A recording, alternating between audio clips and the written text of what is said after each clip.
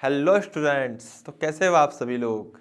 मैं दीपेंद्र सिंह नरूका अकेड लर्निंग के इस चैनल पर आप सभी लोगों का स्वागत करता हूं।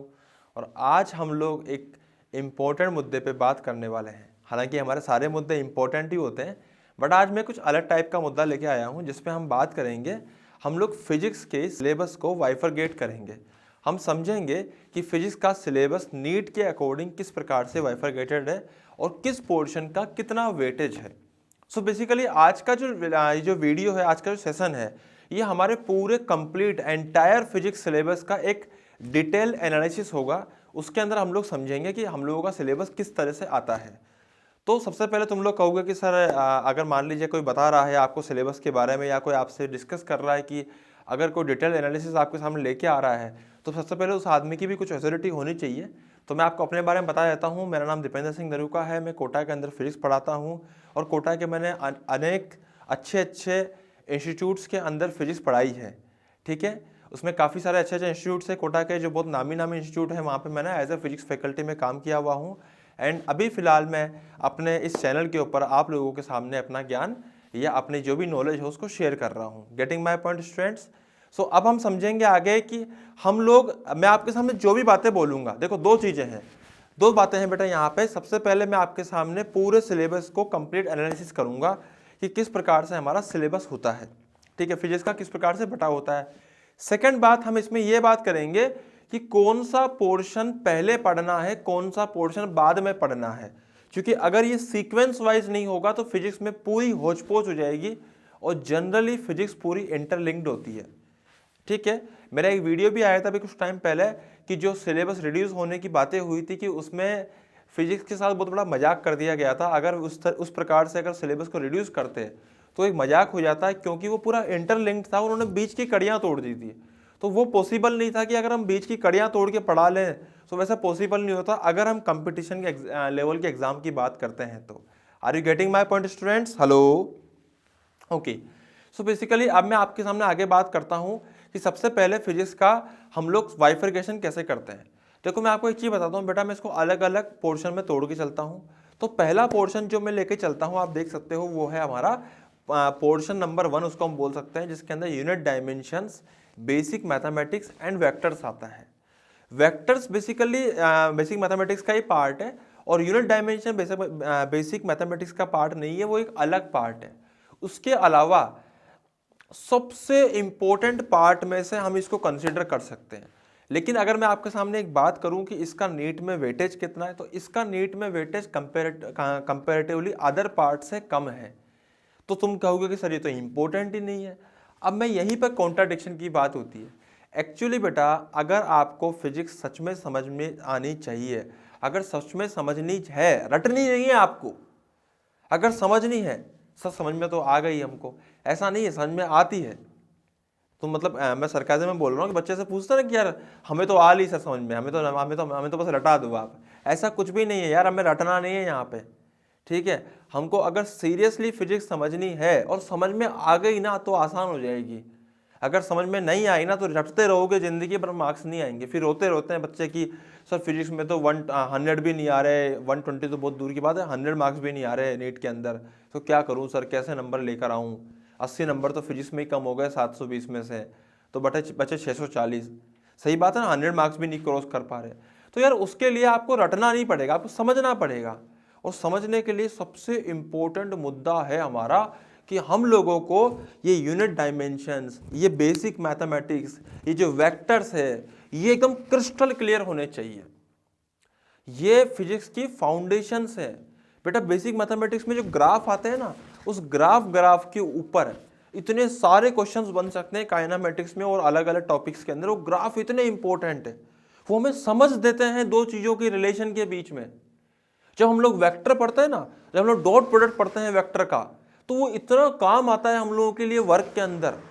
जब हम लोग बात करते हैं कि जैसे मान लीजिए कि तुम्हें क्या पढ़ना है, तुमको लेट सपोज कि वेक्टर में पढ़ाया गया addition of vector triangle law से, तो वो इतना काम आता है जब तुम रिवर बोट प्रॉब्लम करते हो, जब तुम रेन मैन प्रॉब्लम करते हो। वो बहुत जड़ है उस चीज की, वेक्टर्स। उसके बाद हम बात करते हैं वेक्टर के अंदर क्रॉस प्रोडक्ट की। अगर क्रॉस प्रोडक्ट की बात करो तो पूरा रोटेशन, रोटेशन पूरा का पूरा, अगर आपको रोटेशन ढंग से समझ में आना चाहिए ना, उसके लिए आपको क्रॉस प्रोडक्ट अच्छे से आना चाहिए। अगर आपको डायरेक्शंस का सेंस नहीं है अगर क्रॉस प्रोडक्ट के अंदर, तो आप टॉर्क कैसे निकालोगे यार? और टॉर्क ऐसा नहीं होता कि torque is just multiplication of R and F. Torque is basically R cross F. Torque is a vector quantity. तो बच्चे ये कंफ्यूज हो जाते हैं, सर हम तो रट लेते हैं sir R into F into sine theta. यही तो गड़बड़ है यार। जो डायरेक्शन का एग्जैक्ट सेंस होना चाहिए कि डायरेक्शन कैसे लग रही है, टॉर्क अप्लाई कैसे हो रहा है, लग कैसे रहा है, डायरेक्शन किधर आ रही है उसकी। How we multiply R cross A cross B और R cross F, how we do the R cross F, what is the cross product, what is scalar product, which is dot product. इसका तुम्हें अच्छे से detail analysis आना चाहिए। आप चाहें तो आई बटन में आपको एक वीडियो मिल जाएगा जहां पे मैंने ए क्रॉस बी की डायरेक्शन निकालना भी सिखाया है। आप जाके उसको देखिएगा, आपको बहुत मजा आएगा। इस चैनल का पहला वीडियो था वो, ठीक है, आई बटन में आपको आ जाएगा वो। अब मैं आगे बात करता हूं आपके सामने। तो आगे बेटा ये तो हो गया फर्स्ट पोर्शन। अब बच्चे बोलते हैं कि सर अब मैं आपको अगर ऐसे बताऊं तो इस पोर्शन की बहुत ज़्यादा वेटेज नहीं है, इसका वेटेज जो है काफ़ी कम है, 7 to 8-9% ही रहता है नीट के एग्जाम के अंदर, या उससे भी कम ही रहता है। जो भी मैं वेटेज बता रहा हूं आपको, मैं आपको क्लियर कर दूं, ये पिछले 8-10 साल के पेपर्स का एक एवरेज एनालिसिस है। उसके अकॉर्डिंग हम लोग लिख के चल रहे हैं। हम ऐसा नहीं कह रहे कि लास्ट ईयर यहाँ पे इसमें एक भी नहीं आया था या लास्ट ईयर अबोव 10% आ गया। This is average analysis. Are you getting my point students? अब हम आगे बढ़ते हैं नेक्स्ट पॉइंट पे। नेक्स्ट पॉइंट आता है या नेक्स्ट जो पोर्शन आता है वो आता है हमारा मैकेनिक्स स्टार्ट हो जाता है। तो बेटा यहाँ पे मैकेनिक्स को एंटायर पोर्शन को नहीं ले रहा हूँ मैं, यहाँ पे ले रहा हूँ मैकेनिक्स का, हम मान सकते हैं काइनामेटिक्स वाला पोर्शन। सो मैं काइनामेटिक्स से लेके ऐसा बोल सकता हूँ कि इसके अंदर आ जाएगा हमारा काइनामेटिक्स, एनालिम, फ्रिक्शन। अब एनालिम भी हो गया, फ्रिक्शन भी हो गया, काइनामेटिक्स भी हो गया, आपको स्क्रीन पे दिख भी रहे होंगे यहाँ पे। सो काइनामेटिक्स, एनालिम, फ्रिक्शन, ये हमारा पोर्शन हो चुका है, एक नेक्स्ट पोर्शन। आप ऐसा मान सकते हो कि इसका और बेसिकली जो हमारा यूनिट डायमेंशन और वेक्टर वाला पोर्शन है, सबका मिला के ही मैं 10% तक मानूंगा, 10 to 11%। आप एक एवरेज मान सकते हो कि 10 to 11% इन सबका मिलाकर ही है बेसिकली। ठीक है बेटा, समझ में आ गया? लेकिन एक और बात, ये सब फाउंडेशन है। काइनामेटिक्स के बिना फिजिक्स अधूरी है, एनएलएम के बिना तो बिल्कुल ही अधूरी है ही नहीं। फिर तो गेटिंग माय मैकेनिक्स तो पूरी नहीं है अगर एनएलएम नहीं आता तो। और उस सिलेबस के अंदर एनएलएम से न्यूटन का पहला, दूसरा, तीसरा, तीनों लॉ हटा दिए थे, तो बचा क्या यार? सही बात है ना, बचा है क्या उसके अंदर? तो हम बात करते हैं फ्रिक्शन की। ऑब्वियस बात है, friction is also part of NLM, we can say that. तो बेसिकली वहाँ पे भी फोर्सेस के बारे में बात हो रही है, कुछ फ्रिक्शन फोर्स के बारे में बात हो रही है, स्टैटिक, काइनेटिक, जैसा भी होता है वो हम डिटेल में लेक्चर्स में ही पढ़ेंगे। लेकिन बात सिर्फ इतनी सी कि वो भी एक फाउंडेशन का ही पार्ट है, आपको वो भी क्लियरली समझ में आना चाहिए, फ्रिक्शन भी। ओके, अब हम नेक्स्ट पोर्शन में चलते हैं। तो नेक्स्ट पोर्शन स्टार्ट होता है हमारा work power, circular motion, centre of mass, rotation, gravitation, properties of matter, आपको दिख रहा है यहाँ पे, एंड फ्लूइड मैकेनिक्स। तो बेटा ये जो सारे पोर्शन है इसमें मैं बात कर सकता हूँ कि वर्क पावर और सर्कुलर मोशन। देखो वर्क पावर में क्या होता है ना, एक बात समझना बेटा, जो वर्क पावर है, वर्क पावर इसका ये जो पूरा पोर्शन है 14 से 15% का वेटेज लेके चलता है नीट का, एवरेज वेटेज जो 8-10 साल का एक एवरेज निकाला है। लेकिन मैं आपको एक चीज़ समझाता हूँ, ये जो वर्क है, ये जो वर्क पावर नाम का एक चैप्टर है, ये क्या है यार? ये क्या सिर्फ एक चैप्टर है क्या? अगर ढंग से समझे ना तो ये सिर्फ एक चैप्टर नहीं है, ये एक शॉर्टकट है, ये एक शॉर्ट ट्रिक है, समझ ले, बहुत सारे क्वेश्चंस करने की। इसके द्वारा तुम इलेक्ट्रो के, इवन मैग्नेटिज्म के अंदर बहुत सारे ऐसे क्वेश्चन है जो इसके द्वारा तुम आसानी से कर दोगे। जैसे तुम्हें कंजर्वेटिव और नॉन कंजर्वेटिव फोर्स समझ में आएंगे ना, तुम चुटकियों में क्वेश्चन कर सकते हो। जैसे एक लॉरेंज फोर्स के ऊपर एक क्वेश्चन आया था कि एक चार्ज है, उसको वो लॉरेंज फोर्स के अंदर कहीं मूव कर रहा था। Getting my point? तो वहाँ 2 कारण से फोर्स लिखना था, वर्क डन लिखना था हम लोगों को। उसमें क्या पूछा गया था कि इनिशियल स्पीड दे रखी थी, फाइनल स्पीड पूछी गई थी। तो अगर उसको हम बेसिक तरीके से जाएंगे तो पता नहीं कहाँ कहाँ के उलझेंगे। लेकिन उस क्वेश्चन के अंदर अगर तुम सिंपली वर्क पावर एनर्जी लगा दोगे, मतलब वर्क एनर्जी थ्योरम लगा दोगे, तो तुमको वर्क डन बाय इलेक्ट्रो लिखना है, electrostatic force, work done by magnetic force लिखना है। This will be equals to change in kinetic energy. Kinetic energy final तो पूछी गई है क्योंकि स्पीड पूछी गई है, इनिशियल स्पीड गिवन है, तो हम लोग को मास भी पता है, तो काइनेटिक एनर्जी इनिशियल लिख सकते हैं। फाइनल काइनेटिक एनर्जी के अंदर हमें स्पीड ही पूछी गई है, मास पहले से पता है, और work done by magnetic force हमारा 0 है क्योंकि वो तो डिस्प्लेसमेंट के परपेंडिकुलर लग रहा है। और work done by electrostatic force लिखना है सिंपली, जो कि कंजर्वेटिव फोर्स है, और कंजर्वेटिव फोर्स पाथ डिपेंडेंट होता ही नहीं है। तो भले ही वो चार्ज भले ही साइक्लोइड पाथ में घूम रहा हो, हेलिकल पाथ में घूम रहा हो, जिस भी पाथ में घूम रहा हो वो, लेकिन एक क्वेश्चन है इस प्रकार का, मैं आपको क्वेश्चन नहीं बता रहा हूं, मैं आपको सिर्फ एक भूमिका समझा रहा हूं क्वेश्चन की, कि उस क्वेश्चन में वो किसी भी पाथ में घूम रहा हो, work done by electrostatic force will be equal to what, it is a conservative force. तो सीधा सीधा उसका जो वर्क आएगा वो आएगा सीधा सीधा हम लिख सकते हैं फोर्स मल्टीप्लाई बाय, क्योंकि पाथ के इंडिपेंडेंट है वो, तो सीधा सीधा जो final position minus initial position, और work done by magnetic force 0 है, is equal to change in kinetic energy which is kinetic energy final minus kinetic energy initial. Are you getting my point? तो बेटा ये बात हो गई कि how important the work energy theorem. अभी time है आप लोगों के पास में, अभी मैं आपको कह रहा हूं आप लोगों के पास टाइम है, आप कॉन्सेप्ट बिल्ड कर सकते हो। हम लोगों की एक रैपिड सीरीज भी चल रही है, आप उसको ज्वाइन कीजिए, फ्री है, कोई पैसा नहीं लग रहा उसके अंदर, यूट्यूब पर ही है, कहीं आपको अलग से किसी और प्लेटफॉर्म पे नहीं आना। आई मेरी बात समझ में? आप उसको आके ज्वाइन कीजिए, आपके बहुत सारे कॉन्सेप्ट जो मैं बिल्ड कर दूंगा बहुत अच्छे से। 12th के लिए अगर आपको पढ़ना है तो 12th के पोर्शन हम लोगों ने ऑलरेडी पूरे लेक्चर्स डाले हुए हैं उसके ऊपर, यूट्यूब के ऊपर। आप हमारे प्लेलिस्ट में जाके देखिए, कितने शानदार वीडियो है, बहुत जबरदस्त क्वालिटी वाइज वीडियो है, कंटेंट वाइज भी और वीडियो वाइज भी। आपको sound, video quality, content, lecture notes, हर एक चीज़ परफेक्ट मिलेगी, ज़बरदस्त मिलेगी। आप देखिए हमारी बहुत ज़बरदस्त तरीके की मेहनत करी गई है बेटा, उसके अंदर 2.5 साल की मेहनत है। हमने कोरोना आने के बाद नहीं करा ये सब चीज़ें, हम बहुत टाइम से ही मेहनत कर रहे हैं उस चीज़ के ऊपर। इसीलिए हमारे वीडियो प्रोडक्शन या हमारा वीडियो क्वालिटी होती है बहुत एक्सट्रीम लेवल की अच्छी होती है, क्योंकि हम लोग काम ही यही करते हैं basically. Getting my point students? So मैं आगे बढ़ता हूं, अब मैं आपको नेक्स्ट पोर्शन समझाता हूं। नेक्स्ट पोर्शन में अगर हम बात करते हैं तो rotation motion and centre of mass. Sir पहले देखो, मैं आपको ये नहीं कह रहा हूं कि आपको rotation motion centre of mass बहुत अच्छे से कर लेना, मैं आपको सिर्फ वेटेज बता रहा हूं। इसका वेटेज जो है वर्क पावर से लेके circular, work power, centre of mass, rotation, fluid mechanics, properties of matter and gravitation, कुछ छूटा तो नहीं ना? ठीक है, कुछ नहीं छूटा। इन सब का मिला के सिर्फ मात्र 14 से 15% वेटेज है। अब ये आप पे निर्भर करता है कि आप इसको कितने अच्छे से करना चाहते हो, लेकिन प्लीज आपको सर्कुलर मोशन और वर्क पावर अच्छे से आना चाहिए, क्योंकि ये आगे वाले चैप्टर में बहुत काम आएंगे। रोटेशन भी आता है काम, ऐसे आने में सारे चैप्टर ही काम आते हैं, स्पेशली हमारा जैसे ऑब्वियस बात है कि हमारा फ्लूइड मैकेनिक्स तो ज़्यादा काम नहीं आता आगे, बट आगे किसी और चैप्टर्स के अंदर, लेकिन फ्लूइड मैकेनिक्स के साथ में एसएचएम मिला के क्वेश्चन बन सकते हैं, बट वो नीट में नहीं आएंगे, तो उसकी टेंशन हम लोगों को नहीं लेनी। लेकिन रोटेशन की कुछ हो सकता है, कुछ चीज़ें आगे काम आ जाए, बहुत ज़्यादा तो काम नहीं आती, बट कुछ चीज़ें काम आ जाए, ठीक है? तो थोड़ी बहुत चीज़ें काम आ सकती है टॉर्क वगैरह निकालने के लिए, बेसिक जानकारी आपको होनी चाहिए। मैं ये नहीं कह रहा हूँ कि आप पढ़ो मत हो, मैं बस ये कह रहा हूँ कि इसका वेटेज बाकी पोर्शन से थोड़ा कम है। अगला पोर्शन देखते हैं हम लोग, उसमें आता है बेटा thermal physics, oscillation, wave and Doppler's effect. देखो एक बात ध्यान रखना बेटा, हमारा जो थर्मल फिजिक्स पोर्शन है, एक तो क्या है उसके अंदर क्या क्या थर्मल फिजिक्स में क्या क्या आता है। थर्मल फिजिक्स में आता है सर हमारा केटीजे आता है, थर्मोडायनेमिक्स आता है हमारा, उसके अलावा आता है कैलोरीमेट्री आता है, उसके अलावा हीट ट्रांसफर आता है।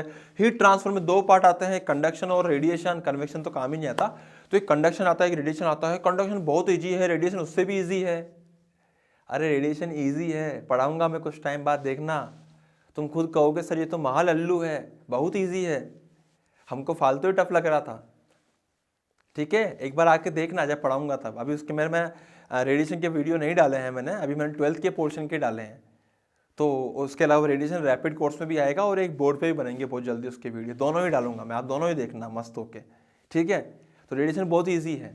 तो मेरा ऐसा कहना है कि इस पोर्शन का जो हमारा टोटल वेटेज है वो लगभग 16 से 18% का नीट वेटेज है। तो आप चाहो तो इस पोर्शन को कुछ हद तक बढ़िया कर सकते हो। ऐसे कहते भी हैं कि यार नीट वाले बच्चों को थर्मल फिजिक्स, वेव्स वगैरह अच्छी आनी चाहिए। अब वेव वगैरह में क्या है ना कि होने में वेव, अगर मैं एक स्टूडेंट के पॉइंट ऑफ व्यू से बोलूं तो ये एक टफ चैप्टर है स्टूडेंट के पॉइंट ऑफ व्यू से। क्यों यार, अगर तुम डिटेल में समझना चाहो ना वेव को शुरू से एकदम, तो व्हाट इज बेसिकली वेव। बच्चे कहते सर वेव तो आसान है सर, हम तो रट लेते सर। अबे तुम रट लेते हो इसलिए आसान लगती है तुम लोगों को। देखो मेरा मकसद किसी को डीमोटिवेट करना नहीं है, मेरा मकसद सिर्फ सच्चाई बताने को है आपको। मैं आपको सच्चाई के पीछे रीजन भी बताऊंगा कि ये हमारे काम की सच्चाई है कि बेकार सच्चाई है। जैसे वेव है, इसकी सच्चाई यही है कि एक्चुअल में टफ है, तुम्हारे पॉइंट ऑफ व्यू से बोल रहा हूं मैं, क्योंकि अगर तुम सच में वेव की फॉर्मेशन पे चले गए ना, वेव इक्वेशन की फॉर्मेशन पे, तो ये बहुत टफ हो जाता है। लेकिन इसमें काम की सच्चाई क्या है कि सच्चाई तो यह है ही, इस बात की सच्चाई तो है, बट प्रॉब्लम क्या है कि वो हमारे इतने काम की नहीं है उसकी वेव की फॉर्मेशन। हमारे काम की क्या है, जहां से क्वेश्चन आते हैं, और क्वेश्चन कहां से आते हैं, क्वेश्चन आते हैं हमारे एक तो आते हैं डॉपलर्स इफेक्ट से, एक आते हैं ऑर्गन पाइप से, एक फंडामेंटल फ्रीक्वेंसी वगैरह से। तो वो हम लोगों को बहुत ईजी लगती है कि फंडामेंटल फ्रीक्वेंसी इसकी, हम लोग बात करते हैं ना उसके अंदर कि यार फंडामेंटल फ्रीक्वेंसी किसकी है, फर्स्ट ओवरटोन क्या है, सेकंड ओवरटोन फ्रीक्वेंसी क्या है, दो क्लोज एंड के बीच में, या फिर हम लोग ऐसे बात करते टाइट एंड के बीच में बात करते हैं, या फिर ऑर्गन पाइप में बात करते हैं ओपन एंड, क्लोज एंड, या फिर हम बात करते हैं क्या, डॉपलर्स इफेक्ट। तो डॉपलर इफेक्ट तो सबसे इजी पोर्शन मानता हूं मैं पूरे, नहीं डॉपलर इफेक्ट से भी एक और इजी है साउंड के अंदर, beats. Very very easy, very very easy. अगर इसके दो सवाल आते हैं तो दोनों के दोनों आंसर हमारे आने चाहिए। अगर डॉपलर इफेक्ट पे दो क्वेश्चन आते हैं दोनों के दोनों हमारे आंसर आने चाहिए। हालांकि मैं इस पे भी वीडियो बनाऊंगा, टेंशन मतलब, आप रैपिड कोर्स पे जुड़ोगे हेलो तो आपको इसके ऊपर भी वीडियो मिलेगा जबरदस्त तरीके का, आपको बहुत मजा आएगा उसको पढ़ने में भी। गेटिंग माय पॉइंट, मैं आपके चुटकियों में करवा दूंगा बेटा ये सब चीजें। तो डॉपलर इफेक्ट, दूसरा हमारा क्या है, बीट्स। इसके क्वेश्चन अगर आते हैं ना तो गलत होना ही नहीं चाहिए, होना ही नहीं चाहिए गलत आपका। और ऑथोराइज तरीके से कराऊंगा, ऐसा ही नहीं कि रैंडमली कुछ भी बोल दिया मैंने कहीं से भी इधर देख दुखा गए। ठीक है, 8-10 साल से कोटा की बेहतरीन कोचिंग्स के अंदर हम लोगों ने पढ़ाया, और बेहतरीन कोचिंग्स के अंदर उनके मटेरियल भी सोल्व किए जो कोटा के टॉप कोचिंग्स है। Getting my point. तो आपको उसकी इसकी टेंशन नहीं लेनी कि यहाँ पे कंटेंट आपको कैसा मिलेगा, आपको कंटेंट जबरदस्त ही मिलेगा। Are you getting my point student? So आगे बढ़ते हैं हम लोग फटाफट से, नेक्स्ट पार्ट पे बढ़ते हैं हम लोग। नेक्स्ट पार्ट है, अगर मैं इसको फोर्थ पार्ट में डिस्ट्रीब्यूट करूं तो आता है electrostatics, current, electricity and capacitor. बेटा नीट की वन ऑफ द बेस्ट जो कोचिंग है उसके अंदर इसको 6 पार्ट में डिस्ट्रीब्यूट किया है, 6 बुक्स में डिस्ट्रीब्यूट किया है। मैं आपको उसी के अकॉर्डिंग पहले पार्ट्स बता रहा हूँ, उसके अकॉर्डिंग वेटेज बता रहा हूँ। जो कोटा की नहीं, पूरे इंडिया की जो सबसे बेस्ट कोचिंग है नीट की, उसके अकॉर्डिंग मैं आपको सबसे best coaching in terms of the result, in terms of the admissions, in terms of the overall student satisfaction. I'm not talking about the any online platform, I'm talking about the offline coaching institute. Getting my point student? So उसी के according जो 6 parts में distribute किया गया है, पिछले 27-28 साल का जो क्रक्स है, उन्होंने जो 27-28 साल से जो किसी ना किसी लेवल पर इसको डिस्ट्रीब्यूट किया होगा ना कि चलो हमने ये पोर्शन डिस्ट्रीब्यूट कर दिए, मैं आपको उसके अकॉर्डिंग बता रहा हूँ वेटेज। फिर मैं आपको मैकेनिक्स, इलेक्ट्रोस्टैटिक्स, थर्मल, इसके अकॉर्डिंग भी बताऊंगा। ओके स्टूडेंट्स, सो फोर्थ पोर्शन में हमारा है electrostatic, current, electricity and capacitor. बेटा कैपेसिटर का पूरा लेक्चर मैंने डाला हुआ है, आप शुरू से लेकर लास्ट तक देख सकते हो। आपका एक क्वेश्चन भी गलत नहीं होगा, मेरी गारंटी है। आपका एक सिंगल क्वेश्चन भी गलत नहीं होगा। आप प्लेलिस्ट में जाइए, आपको कैपेसिटर का पूरा चैप्टर मिल जाएगा। पूरा चैप्टर है, 19 लेक्चर का, 20-20 मिनट के लेक्चर है, पूरा मिलेगा आपको। आप देखिए, मुश्किल से 10 दिन में खत्म कर सकते हो आप। 10 दिन में आपकी कैपेसिटर जबरदस्त हो जाएगी। डाउट आता है आप इंस्टाग्राम पे आके पूछिए, सब कुछ फ्री है, आपको 1 रुपया भी देने की जरूरत नहीं है, आप टेंशन मत लीजिए। ठीक है, आप इंस्टाग्राम पे आके हमसे डाउट पूछ सकते हैं। अच्छा लगा मैं आपके डाउट, लगा कि आप कनेक्ट हो सकते हो हम लोगों के साथ में, हम लोग आपसे डिस्कस करेंगे, हमारी टीम डिस्कस करेगी। ऐसा लगता है कि आप लोग हमसे, मतलब अगर मान लीजिए आप पढ़ने के लिए सच में उत्सुक हो, या पढ़ना चाहते हो, या नीट का एग्जाम निकालना चाहते हो, तो फिर मैं आप लोगों के साथ पर्सनली व्हाट्सएप पे भी कनेक्टेड रहूंगा, ताकि आप लोग हमसे कुछ भी डाउट पूछ सकें। Getting my point students? So मैं नेक्स्ट टॉपिक पे आगे बढ़ता हूं। हाँ, इलेक्ट्रोस्टैटिक, करंट, इन सबका जो वेटेज है वो 16 से 18% का वेटेज है, 16 to 18%। किसका? Electro, current, capacitor. अब हम बात करते हैं करंट और कैपेसिटर। अब तुम्हें एक चीज बताऊं, मैंने आपसे बोला कि थर्मल इन सबका मिला के भी 16 से 18 था, और हमारा इलेक्ट्रो, करंट और कैपेसिटर से मिला के भी 16 से 18 है। अब तुम सोचो इलेक्ट्रो, करंट और कैपेसिटर कितना इंपॉर्टेंट है। It is very very important. Getting my point? अगले टॉपिक पे आते हैं, तो वो है magnetic effect of current and magnetism, EMI, AC, electromagnetic wave. बच्चा बोलता है सर हमसे तो ना हो पाएगा, हमसे तो हो ही नहीं सकती ये चीज है, क्योंकि मैग्नेटिक इफेक्ट ऑफ करंट बच्चे को बहुत टफ लगता है। इसीलिए मैं आपको बोल रहा हूं, पहली बात तो बेटा हमारा मैग्नेटिक इफेक्ट ऑफ करंट के लगभग 23 लेक्चर्स आपको प्लेलिस्ट में मिल जाएंगे। प्लेलिस्ट में आपको फुल मैग्नेटिज्म मिलेगा, कंप्लीट मैग्नेटिज्म। आप जाके देखिए, आपको बहुत मजा आएगा। ये भी फ्री है, आप टेंशन मत लीजिए। बहुत अच्छे से पढ़ाया, उसकी भी टेंशन मत लीजिए। नोट्स आप इंडिया में किसी से भी कंपेयर कर सकते हो, उसकी भी टेंशन मत लीजिए।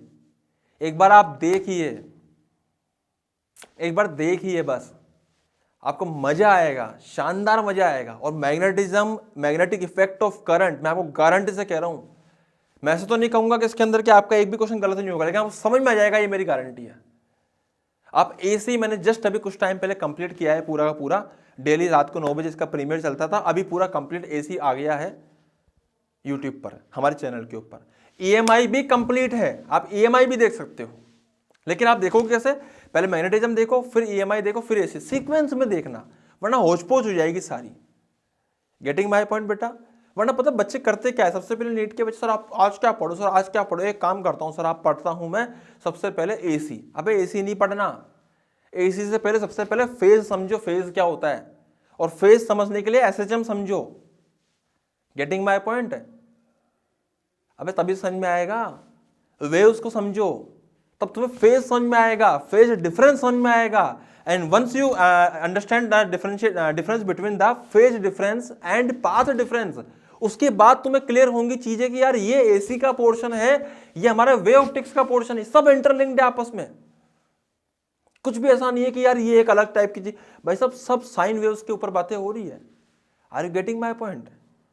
Getting my point? तो बेटा यहाँ पे भी वही सब तरह की बातें होंगी कि आपको फेज डिफरेंस, पाथ डिफरेंस, ये सब समझने के लिए देखो सबसे पहले आना चाहिए एसएचएम, उसके बाद समझ में आएगा क्या वेव्स, वेव्स से क्या समझ में आएगा तुम लोगों को फेज और पाथ, फेज डिफरेंस से समझ में आएगा वेव में फेज डिफरेंस काम आता है, और एसी में भी फेज डिफरेंस काम आता है।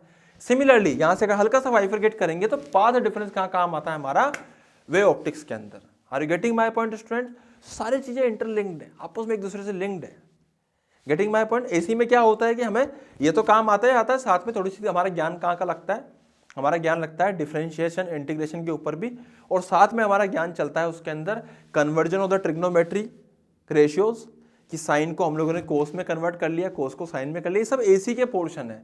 और साथ में एसी के अंदर सबसे इंपॉर्टेंट चीज आती है, वो ये है कि इलेक्ट्रोमैग्नेटिज्म का भी पोर्शन उसमें इन्वॉल्व होता है। अब करंट, पोटेंशियल, रेजिस्टेंस, इंडक्टर हम लोग बात करते हैं, ये सब वहीं से आता है, कैपेसिटर वगैरह, तो इलेक्ट्रोमैग्नेटिज्म का पोर्शन वहाँ पे कवर होता है। तो इन सब का मिक्स होकर एक एसी बनता है चैप्टर, जो कि बहुत ही इंटरेस्टिंग चैप्टर है। ओके स्टूडेंट्स, हेलो, हाँ जी। नेक्स्ट टॉपिक की बात करता हूँ बेटा। नेक्स्ट पोर्शन जो है, अच्छा ये जो पोर्शन था magnetic effect of current, EMI, AC and electromagnetic waves. Electromagnetic wave में तो बस एक ही चीज इंपॉर्टेंट है बेटा, दो ही चीजें मान लो, एक तो नहीं, एक तो डिस्प्लेसमेंट करंट और एक हमारा क्या है प्रॉपर्टीज ऑफ इलेक्ट्रोमैग्नेटिक वेव्स। इन दो पे ऊपर सवाल बनते हैं, अच्छे सवाल बनते हैं, आप कर सकते हो। उसका भी हम लोगों ने एक डिस्प्लेसमेंट करंट का पूरा वीडियो डाला हुआ है, बाकी EMW अभी हम डालेंगे उसके ऊपर। 17 to 19% का वेटेज है इसका, 17 से 19% का। अगला देखते हैं हम लोग, ray optics, optical instrument, wave optics, modern physics, semiconductor, digital electronics. One of the सबसे खतरनाक, सबसे इंपॉर्टेंट, सबसे जबरदस्त, सबसे शानदार, 23 से 26% के आसपास का वेटेज लगता है टोटल। Getting my point? तो ये हो गया, इसमें रे ऑप्टिक्स आता है। रे ऑप्टिक्स पूरा 22 लेक्चर में रे ऑप्टिक्स पढ़ा है, 2 लेक्चर में ऑप्टिकल इंस्ट्रूमेंट पढ़ा है, देखो मजा आ जाएगा। वेव ऑप्टिक्स अभी हम लोगों ने नहीं उसमें डाला है, मॉडर्न फिजिक्स नहीं डाली है। सेमीकंडक्टर स्टार्ट हो चुका है, उसका एक लेक्चर आ चुका है, अगला लेक्चर आज रात तक आ जाएगा सेमीकंडक्टर का। मॉडर्न फिजिक्स हम लोग बाद में ही डालेंगे इसके अंदर, पर रैपिड कोर्स में जल्दी आ जाएगा। बट 23 से 26% का वेटेज लगता है। अगर आपको पहले से आता है तो उसकी अच्छे से प्रैक्टिस कर लो, नहीं आता है तो सीख लो। रे ऑप्टिक्स से घबराने की 1% की भी आवश्यकता नहीं है, आप हमारे वीडियो देख के पहचान जाओगे कि भैया बहुत ईजी है। Are you getting my point students? देखो मेरा एक मकसद है यहाँ पे, एक सिंपल सा मकसद है कि आप लोग आके पढ़ो, आप लोग जुड़ो।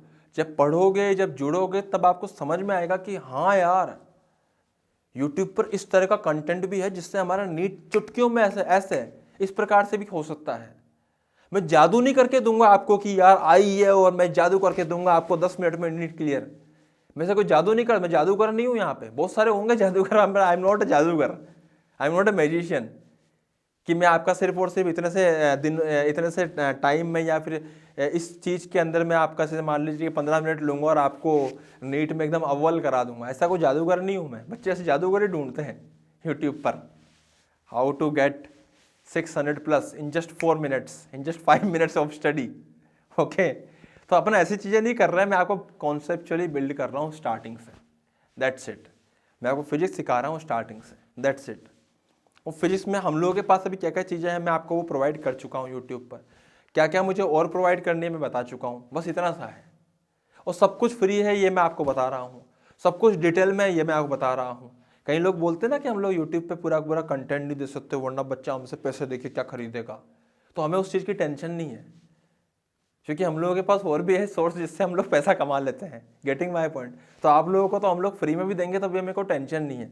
तो आप मस्त आके देखो, आपको कोई परेशानी नहीं है, ठीक है। हम लोग आपको कोई लाइव क्लास पे लाके ये नहीं बोल रहे कि यहाँ पे आप पैसे जमा कराओ तब आपको लाइव मिलेगी, कोई कुछ नहीं है, 1000 रुपये भी नहीं है, 1500 रुपये भी नहीं है, बिल्कुल फ्री है। आप तो आके पढ़ो बस, और बहुत अच्छा कंटेंट है, ठीक है। अब मैं नेक्स्ट टॉपिक पे आता हूँ बेटा। अब मैं बात करता हूँ इसको पोर्शन वाइज। एक होता है मैकेनिक्स, एक होता है इलेक्ट्रोमैग्नेटिज्म, एक होता है optics. Getting my point. So बेटा बेसिकली मैकेनिक्स हमारा, अगर मैं मैकेनिक्स की बात करूँ सो मैकेनिक्स में क्या क्या चीज़ें हो जाती है। देखो हम लोग अगर बात करते हैं तो यहाँ पे वैसे काइनेमेटिक्स से लेकर रोटेशनल मोशन तक की हम बात करते हैं, तो इन सब का जो पोर्शन है सारा मिला के वो 17 से 20% के आसपास आता है। अब हम लोगों ने अलग टाइप से बाइफरकेट किया है, इसके अंदर basic mathematics, vector and unit dimension को भी ले लिया है और साथ में एरर को भी ले लिया है। अगला पोर्शन इलेक्ट्रोमैग्नेटिज्म आपको दिख भी रहा है यहाँ पे, सबसे ज़्यादा इंपॉर्टेंट 35 से 36% का वेटेज रखता है। स्टार्ट होता है इलेक्ट्रोस्टैटिक से, खत्म होता है EM वेव्स के अंदर। इसमें मैंने बताया आपको ऑलरेडी कि इसमें इलेक्ट्रोस्टैटिक और करंट को छोड़ के हमने सारे चैप्टर डाले हुए हैं। करंट में एक सबसे इंपॉर्टेंट चीज है सर्किट थ्योरी। सर्किट सोल्व नहीं होते सर, बेटा सर्किट थ्योरी है ना 2 बार पढ़ाई है मैंने यहाँ पर यूट्यूब पर ही फ्री में। एक बार पढ़ाई है मैंने लगभग मई के अंदर, मई में जब हमारा लॉकडाउन चल रहा था, जीवन में बड़ा मजा आ रहा था, है ना। सुबह रामायण चलती थी, रात को महाभारत चलती थी, दिन में भी महाभारत चलती थी, बहुत कुछ चलता था, मतलब है ना, दिए हुए चलते थे। उस टाइम पे मैंने क्या पढ़ाया था, करंट इलेक्ट्रिसिटी। इसी टाइप के मतलब इस टाइप के तो नहीं, ग्रीन बोर्ड पे पढ़ाया था मैंने आपको करंट इलेक्ट्रिसिटी। आप देख सकते हो जाके, आपको सेकंड प्लेलिस्ट मिलेगी लास्ट में आप जब जाओगे तो। एक मैंने डिजिटल बोर्ड पे कराया था आपको इसी प्रकार से, उसमें मैंने आपको पूरी सर्किट थ्योरी दोबारा कराई थी including combinations of registers. Are you getting my point. तो ये मैंने कराया था आपको कब, ये मैंने कराया था आपको अभी कुछ टाइम पहले, लगभग 1 या 1.5 महीने पहले, 2 महीने पहले आई थिंक, है ना। तो आप वहां जाके दोनों में से देख सकते हो, दोनों अच्छे हैं, अच्छे डिटेल में कराया, आपको अच्छे से पढ़ाया है सर्किट थ्योरी। तो करंट में इतना हो गया है। अब करंट में एक और पोर्शन है जिससे क्वेश्चन आने की संभावना बहुत ज्यादा होती है। कौन सा सर, पोटेंशियोमीटर। तो पोटेंशियोमीटर तो सर आता ही नहीं है। अगर आता नहीं है तो आके देख लो, पोटेंशियोमीटर को भी आपको प्लेलिस्ट में मिल जाएगा, पढ़ा रखा है शानदार तरीके से। और अगर आपको आता है तो ऑल दी बेस्ट, आप उसके अंदर हमसे कुछ डाउट है तो पूछ सकते हो पोटेंशियोमीटर में। Getting my point. इलेक्ट्रोस्टैटिक्स का भी मुझे खेद है कि मैंने कुछ खास यहाँ पे वीडियो नहीं डाला है, हालांकि मेरे पास पूरा इलेक्ट्रोस्टैटिक रेडी है, पर मैं डाल नहीं पा रहा हूँ उसको, क्योंकि मुझे ऐसा लगता है कि मैं सारे चैप्टर डाल दिए, इलेक्ट्रॉन डाला तो बड़ा अजीब सा हो जाएगा सीक्वेंस, इसलिए मैंने अभी तक उसको नहीं अपडेट किया है। मैडम रे, अगर मान लिया अगले पोर्शन की बात करते हैं रे ऑप्टिक्स में, वे ऑप्टिक्स वगैरह के अंदर, तो सिर्फ ये पोर्शन हमारा 8 से 11% का वेटेज लेके चलता है। लेकिन मैं तो ये कहूँगा कि इस पोर्शन में अगर आप मॉडर्न फिजिक्स से सेमीकंडक्टर मिला देते हो, सब मिला के 23 से 26% का वेटेज हो जाता है, जो कि बहुत इंपॉर्टेंट है। अगर आप फिजिक्स के अंदर, मैं तो इतना कहता हूँ कि सिर्फ इलेक्ट्रोमैग्नेटिज्म और वे ऑप्टिक्स वगैरह कर लो, मतलब बेसिकली आप सिर्फ हमारा 12th का सिलेबस कर लो। बेसिकली किसका कर लो, सिर्फ 12th का सिलेबस कर लो। 12th का सिलेबस 55 से 60% का वेटेज लेके चलता है। 11th का सिलेबस हमारा 38 से 43% का वेटेज लेके चलता है। हेलो, 11th का सिलेबस बेटा हमारा 38 से 43% का वेटेज लेके चलता है, मतलब 38 से 43% के बीच में कहीं वेरी करता है। वही 43, इसको 45 भी कर सकते हो, वही है 55 से 60%, 62% किसके बीच में कुछ वेरी करता है। Getting my point students. So ये हमारा एनालिसिस था। सिलेबस को हमने अलग अलग पार्ट में तोड़ के अलग अलग एनालिसिस आपके सामने रखा है। इस एनालिसिस के अंदर हो सकता है कि हमसे कुछ गलती भी हो गई हो, तो अगर कुछ गलती हुई है उसके लिए हम लोग माफ़ी चाहते हैं, बट हम लोगों ने एज सच हमारी तरफ से कोशिश पूरी करी है कि हमने इसको डिटेल दिया है, साथ में इसको कई बार रीचेक भी किया है। और ये जो भी है ये किसी 1 या 2 साल का नहीं है, या पिछले 8-10 साल के पेपर्स का डिफरेंट डिफरेंट तरीके से एक एनालिसिस है, डिटेल एनालिसिस है। इसमें से आपको कौन सा पोर्शन पढ़ना है अब वो आपकी इच्छा है, लेकिन मैं आपको इतना बता दूं कि अगर आप सिर्फ इलेक्ट्रोमैग्नेटिज्म वाला पोर्शन पढ़ते हो बेटा तो वो लगभग 35 से 36% आता है। इसका मतलब 180 में से लगभग हमारे जो मार्क्स आ सकते हैं उसके अंदर वो कितने आ सकते हैं, 40% ऑफ द 180। तो वो अराउंड 50 से 60% का क्वेश्चन मार्क्स का हम लोगों को एक बूस्ट दे सकते हैं, समझ रहे हो, बूस्ट दे सकते हैं। गलती होने की संभावना कम है। बाकी बच्चों को ये सलाह दी जाती है कि तुम ऑप्टिक्स और मॉडर्न फिजिक्स और सेमीकंडक्टर कर लो, क्योंकि बच्चा उसको रट लेता है और रट के आंसर निकाल देता है। लेकिन मैं तो यही कहूँगा कि यार रटने की कोई आवश्यकता नहीं है। सेमीकंडक्टर भी अगर समझना है ना, उसको भी मैंने डिटेल में समझाया है। आप लेक्चर नंबर 1 देखोगे, उसमें आपको समझ में आ जाएगा कि सर ने यहाँ पे बहुत ही डिटेल में अच्छे से पढ़ाया है। ओके स्टूडेंट्स, सो मैं यही चाहूँगा कि आप लोग नीट के अंदर बहुत अच्छे मार्क्स लेकर आएँ। हमारे जो पुराने स्टूडेंट्स हैं वो आज भी हम लोगों से जब डिस्कस करते हैं और बताते हैं कि मैं इस कॉलेज में पढ़ता हूँ, इससे एक्चुअली क्या है कि मैंने नीट और आईआईटी दोनों के लिए डिटेल में पढ़ाया है और एक अच्छे खासे लंबे टाइम तक पढ़ाया है। सो दोनों का ही मेरे को एक अच्छा एक्सपीरियंस है। और सबसे बड़ी बात है कि एक ऐसा टाइम भी बीच में आया था जब मेरी सुबह की 2 क्लासेस नीट की होती थी और शाम की 2 क्लासेस जेई की होती थी। तो बेटा वो भी एक अच्छे इंस्टीट्यूट के अंदर, इंडिया के one of the best institute के अंदर। सो वहाँ से मुझे एक चीज़ समझ में आई, कि यार नीट का और आईआईटी के सिलेबस में एक बहुत ज़बरदस्त डिफरेंस है। तो मैंने आज जो भी बातें करी आपको नीट के हिसाब से करी है, मैंने जेई के हिसाब से नहीं करी। जेई के हिसाब से मैं एक अलग वीडियो बनाऊंगा, पर मैंने नीट के हिसाब से एक अच्छे से आपके सामने एक एनालिसिस लेकर आया हूँ। इसको अगर आपको पसंद आया हो तो इसको आप लोगों को तक शेयर कीजिए, हमारे वीडियो को इसको लाइक जरूर कर दीजिएगा। और आपको बाकी वीडियो या तो आप डिस्क्रिप्शन में जा सकते हो या हमारे प्लेलिस्ट में जा सकते हो, एक बार चैनल विजिट कीजिए, आपको बहुत मज़ा आएगा। बहुत ज़बरदस्त यहाँ के वीडियो हैं, बहुत ज़बरदस्त क्वालिटी पे हम लोग वर्क करते हैं। स्टूडेंट को लेके हम किसी भी तरीके का कोई कॉम्प्रोमाइज़ नहीं करते, इन द सेंस कि हम लोग किसी भी प्रकार का कोई भी कंटेंट में कॉम्प्रोमाइज़ नहीं करते हैं और कोई भी किसी भी प्रकार का हम लोग इस चाहते हैं कि इसके ऊपर फालतू की बातें कम हो और पढ़ाई की बातें ज़्यादा हो। Are you getting my point students? So कोशिश यही है कि एक अच्छा कंटेंट तुम लोगों तक पहुँचे, तुम लोग इसको पढ़ो और अच्छा रहे तो दुआएं दो, लाइक सब्सक्राइब करो और हमारे चैनल पे एक दिन बहुत ज़बरदस्त तरीके से बहुत सारे सब्सक्राइबर हो जाए और सबके सब बोले कि अब हम रिजल्ट लेके आएंगे। अब देखना सर की कितना ज़बरदस्त तरीके से हम लोग रिजल्ट लेके आते हैं। Getting my point students? So thank you so much, happy learning, thank you.